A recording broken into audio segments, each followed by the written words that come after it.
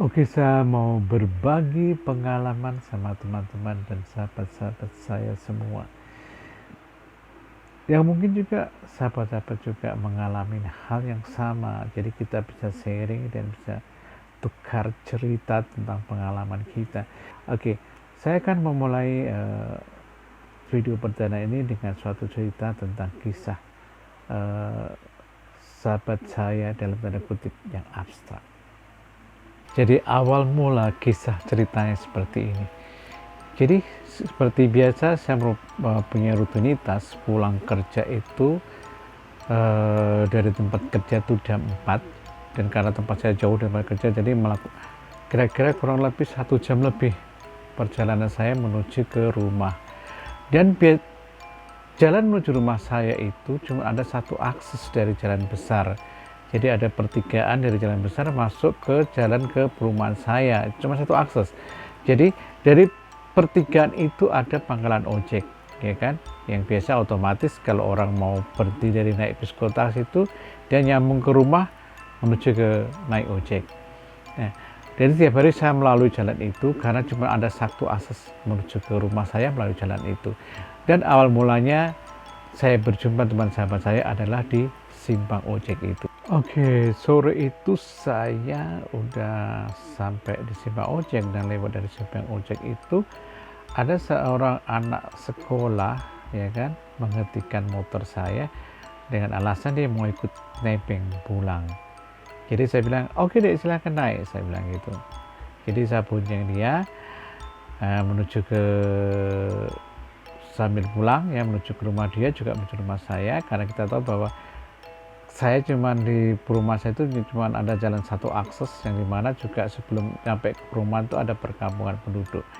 Jadi saya bonceng dia sampai saya drop dia di tempat yang dia ingin turun, yaitu dekat kata dia jalan itu dekat rumah dia. Jadi saya drop aja di tengah di pinggir jalan dia. Habis itu saya melanjutkan pulang ke rumah. Itu hari pertama saya berjumpa dengan dia. Hari esoknya saya pulang kerja dengan rutinitas yang sama, dan saya sampai simpang ojek itu jam yang sama, kira-kira jam 5-an lebih sedikit, ya kan. Ternyata anak sekolah yang kemarin saya bonceng itu dia sudah standby nunggu di sana untuk nebeng kembali. Dan seperti biasanya saya mensilahkan dia untuk naik. Dan sembari di perjalanan itu saya sempat menanya, namanya siapa? Dia jawab, oh nama saya Adit bang. Oh Adit. Terus nampaknya ini anak tidak terlalu banyak bicara gitu, mungkin bicara cuma satu kata dua kata saja gitu. Dan saya karena saya tidak terlalu begitu usil ya, saya juga nggak terlalu banyak nanya gitu.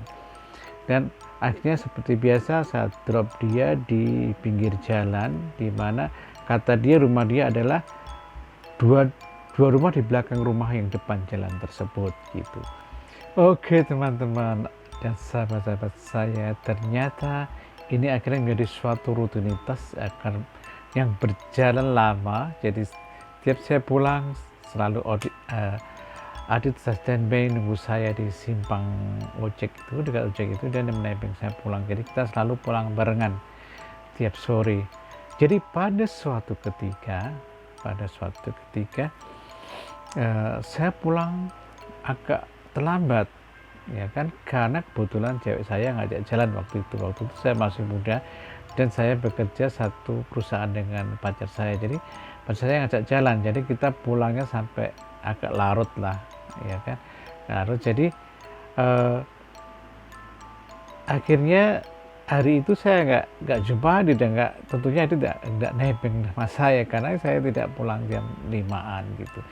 Jadi keesokan harinya seperti biasa saya pulang jam 4 sore dan sampai di simpang ojek itu sekitar jam 5 lebih dikit. Dan situ saya jumpa dengan Adit yang sudah standby nunggu saya. Jadi menghentikan motor saya dan dia naik di belakang saya dan kita pulang bareng. Di dalam perjalanan itu saya sempat nanya sama dia, maaf Dit, semalam kamu pulang macam mana? Karena abang pulangnya agak larut. Oh nggak apa-apa bang, Adit semalam pulang jalan kaki, jawabnya singkat. Oh ya, karena waktu itu kita belum ada alat komunikasi seperti HP teman-teman dan sahabat-sahabat semua. Dan Jadi kalau mau janji sama orang harus 1 hari sebelumnya. Begitu. Jadi tidak semudah zaman sekarang ya bisa kontak-kontak gitu. Zaman dulu nggak ada. Jadi kalau memang kita tidak janji, otomatis kawan itu tidak tahu apa yang harus dia lakukan. Suatu hari saya ditawarin suatu lowongan pekerjaan oleh pacar saya di suatu perusahaan elektronik. Di situ ada lowongan tentang supervisor, posisi supervisor. Jadi saya bilang cobalah, dicoba di sana. Oke lah, saya coba. Jadi pada suatu hari saya tes, saya udah ngasih tahu ke Adit bahwa hari itu saya tidak bisa bantu dia untuk nebengin pulang sekolah karena saya ada aktivitas tes kerjaan. Jadi alhamdulillah dari sekian tes yang saya jalani semuanya lolos dan saya diterima di perusahaan tersebut. Cuma perusahaan itu lokasinya jauh dari rumah saya. Jadi setelah semua tes saya udah lolos, ya kan. Terus tim rekrutmen itu minta saya datang lagi ke kantor. Jadi di kantornya bukan langsung di perusahaan teman-teman, tapi dia ada di perkotaan kota kami, atau mungkin dia waktu itu hanya untuk sewa untuk mengetes karyawan baru, saya nggak tahu. Tapi kita sudah kumpul lagi hari itu di situ. Jadi di situ kita dikasih informasi bahwa yang diterima nanti di perusahaan itu dia menyediain mes dan semua peralatan untuk tinggal. Cuman yang mereka nggak sediakan adalah cuman baju gitu. Jadi dan perlengkapan untuk pribadi lah, baju dan sabun dan sebagainya. Jadi perlu kita ngumpulnya di kantor itu ya kan, untuk pemberangkatan besok ke perusahaan menuju mesnya gitu. Oke, waktu itu saya ingat sekali, waktu itu hari Kamis waktu saya terakhir ke kantor itu dan dapat informasi bahwa perusahaan tersebut memberi fasilitas mes dan lain sebagainya, dan perusahaan dari tim pengatas itu memberi informasi bahwa kita dikasih waktu 3 hari, yaitu Jumat, Sabtu, Minggu, dan Senin kita harus datang lagi ke kantor itu kalau nggak salah sekitar jam 10-an, dan kita akan sama-sama berangkat menuju ke perusahaan elektronik tempat saya bekerja yang baru ya, menuju mesnya gitu. Jadi saya punya waktu Jumat, Sabtu, Minggu. Jadi saya terpikir, bagaimana dengan Adit? Saya mencari waktu, saya berpikir, besok saya akan mengasih tahu Adit tentang hal ini gitu, memberitakan sama dia tentang hal ini. Jadi hari Jumat itu teman-teman dan sahabat-sahabat semua, saya menuju tempat kerja yang lama sama mengajukan resign, ya kan? Karena mungkin prosesnya makan waktu sehari lah, karena banyak harus di tanda tangani atau mungkin harus menunggu begini begitu, biasa seperti itu proses kalau kita resign. Seperti biasa akhirnya dari perusahaan lama saya pulang sembari sekalian berpisah dengan teman-teman. Saya tetap pulang jam 4 ya kan, terus dari perusahaan menuju ke rumah. Seperti biasa saya sampai rumah saya lebih cepat, agak kencang dikit, sampai di simpang ojek itu jam 4:30. Jadi sampai simpang ojek itu antara 4:30 sampai jam 5 kurang sedikit. Nah, jadi saya tengok masih ada beberapa anak sekolah yang standby di nunggu di dekat ojek situ. Sementara saya tengok-tengok Adit nggak ada. Jadi saya tetap nunggu aja, karena biasanya Adit kan saya sampai itu kan jam 5, atau mungkin Adit keluar dari sekolahnya agak lambat. Tapi sampai jam 5 lewat teman-teman, sahabat-sahabat, Adit tuh nggak nampak. Sampai teman anak-anak sekolah tuh habis, gak ada satu pun tersisa. Terus saya coba bertanya sama tukang ojek yang nongkrong situ, Bang, saya bertanya salah satu ojek itu, Bang, ada nggak Adit tadi nunggu di situ? Saya tunjuk arah biasa Adit menyetop saya nunggu situ. Adit siapa, kata tukang ojek itu? Anak sekolah itu yang biasa nebeng saya. Jadi tukang ojek itu melongo. Waktu saya sebut nama Adit, tukang ojek itu seakan terkejut gitu teman-teman. Jadi saya bilang, anaknya selalu nunggu di sebelah situ bang. Saya sambil nunjuk arah ke tempat si Adit biasa nunggu saya bilang dia nunggu di situ. Anaknya sekitar tingginya sekitar 165 70-an lah, kulitnya agak putih-putih dikit gitu. Terus tukang ojek itu menjawab sama saya, setahu saya bang, abang nggak pernah loh boncengin atau nebengin anak sekolah, katanya. Hah? Serius? Iya bang, saya nggak pernah nengok abang nebengin. Tapi abang kan selalu tengok saya berhenti di sudut situ karena si Adit nunggu saya di situ.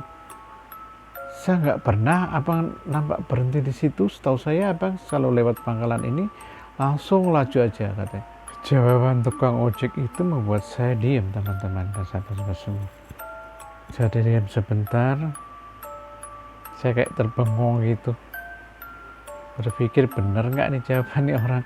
Terus tiba-tiba salah satu tukang ojek yang lain menjawab sama saya, abang kan bisa cari tuh, kan abang tahu di mana abang ngantar, cari aja ke rumahnya. Nah, di sana abang bisa jumpa tuh sama orangnya. Lalu saya tersenyum sedikit, saya bilang, oh iya ya, ide yang bagus, saya bilang gitu. Saya bilang habis itu saya bilang sama tukang ojek, oke, permisi bang, makasih. Makasih sarannya, saya akan menuju ke tempat Adit aja. Terus dari pangkalan ojek itu langsung saya cabut pulang, sekalian mampir ke tempat Adit, rencananya seperti itu. Saat sampai di simpang yang biasa saya ngedrop Adit, saya berhenti di situ, saya berpikir jenak. Saya ingat Adit bilang rumahnya 2 rumah di belakang rumah yang dekat jalan raya. Oke, saya berusaha bersama motor saya masuk sana sampai kira-kira rumah yang dituju seperti tanda-tanda yang dikasih saya berhenti itu. Saya coba cari tahu, itu ada satu keluarga ya kan, kebetulan baru nongkrong depan rumah gitu. Saya tanya, Bu, Pak, permisi, maaf numpang tanya di mana rumahnya Adit. Yang seorang ibu itu cuman melongo melihat saya dan bapaknya. Saya akan bilang, jadi intinya kedua orang tua tadi terkejut waktu saya menanyakan tentang Adit. Saya nggak tahu apa penyebabnya karena saya belum tahu apa yang terjadi tentang Adit saat itu.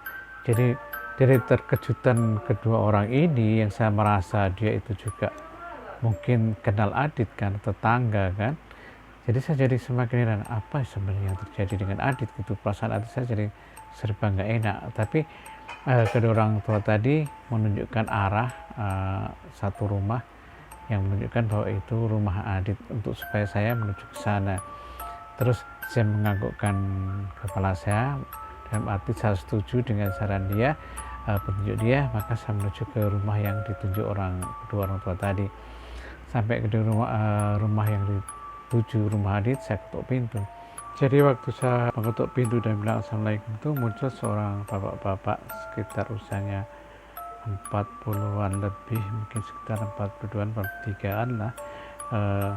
Dia bilang, oh ada apa bang? Betul ini rumah Adit pak? Bapak tersebut mengangguk, tanda bahwa menyatakan bahwa itu betul rumah dia. Saya bilang sama bapak tersebut, mohon maaf pak, Aditnya ada? Bapak tersebut bengong.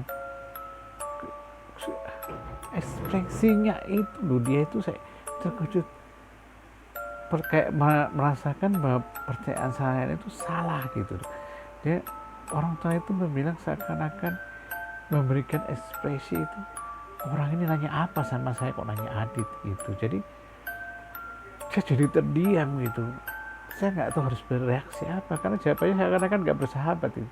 Jadi saat itu yang ada di hati saya berpikir bahwa Adit ini kelihatannya misterius gitu. Kenapa setiap saya menyebut dia, saya bertanya sama orang tentang dia, orang terkejut gitu. Dan saya merasakan dia memandang saya itu suatu hal yang aneh gitu. Tapi dalam diam saya, tiba-tiba bapak tersebut bilang, betul bang, ini adalah rumah Adit. Tapi mohon maaf, Adit itu anak saya, tapi dia sudah meninggal 1 tahun yang lalu. dan dia bisa kubur di itu tempat pemakaman atau depan perkampungan kita situ Bang. Saya rasa terkejut gitu. Saya langsung, hah? Betul Pak? Iya, kata bapak itu ya. Tapi saya masih nggak percaya gitu. Ini betul nggak nih cerita, ini betul nggak nih jawaban gitu kan.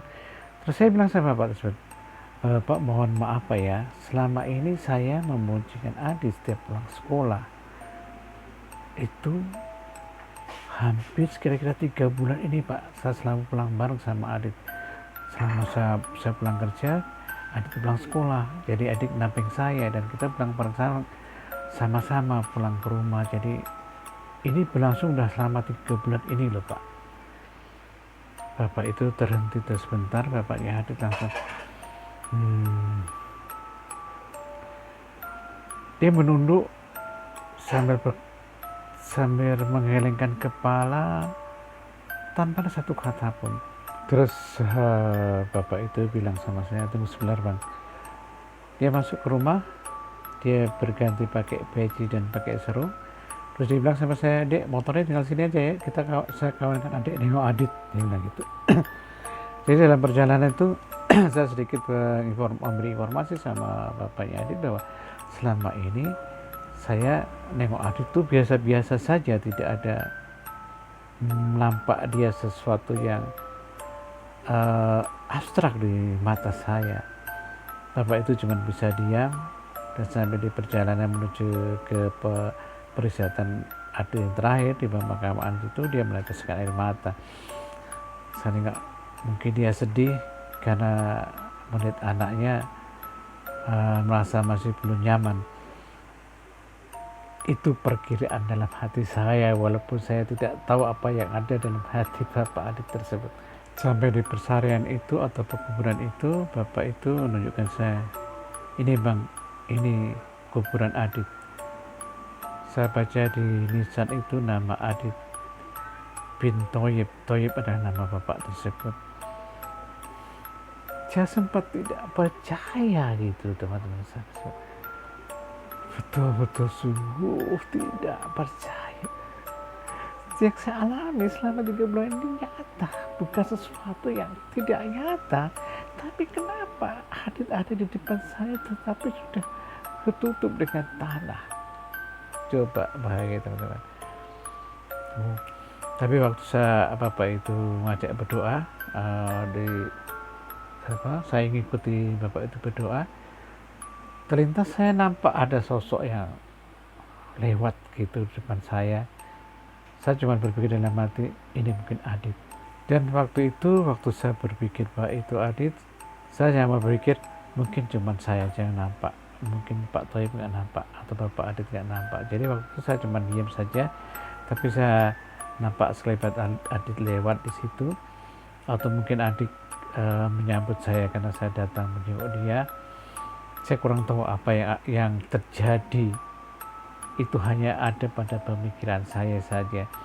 Jadi cuman dalam hati saya merasa, ternyata yang selama ini saya alami adalah bukan hal yang Tuhan nyata.